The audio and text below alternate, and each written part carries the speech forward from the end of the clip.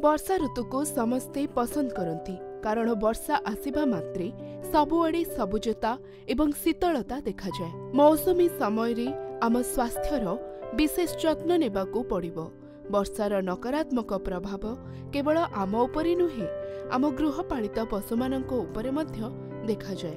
वर्षा ऋतुरे अनेक प्रकारर रोग व्यापीबा आरंभ करे जेउथिपाई आमर गृहपालित पशु मध्य प्रभावित होई पारंती। आसंतु जानिबा वर्षा ऋतुरे घरोई पशुमानंकु किपरि जत्न निया जिबा उचित। मौसमी आसिबा मात्रे घरर चारिपाखरे मैला एवं कादुओ जमा हेबा आरंभ करे। एपरी परिस्थिति रे आपणक गृहपालित पशुमानंकु एक परिष्कार परिवेश देबा, सेमानंक बिछଣା, खाद्य एवं जल बासनकु नियमित सफा करिबा अत्यंत गुरुत्वपूर्ण। वर्षा ऋतुरे आपणक गृहपालित पशुमानंकु केवल सतेज एवं पुष्टिकर खाद्य दियंतु।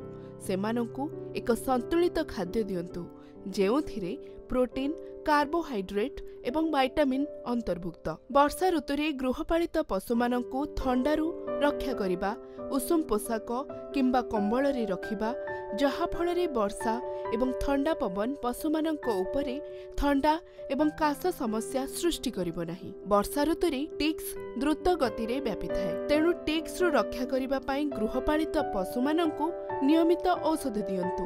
एहा सह यथासंभव एमानंकु भितरे रखंतु एवं वर्षा रे ओदा हेबारु रक्षा करंतु कारण वर्षा जल बेले बेले पशुमानंक पई जंत्रणादायक होई पारे।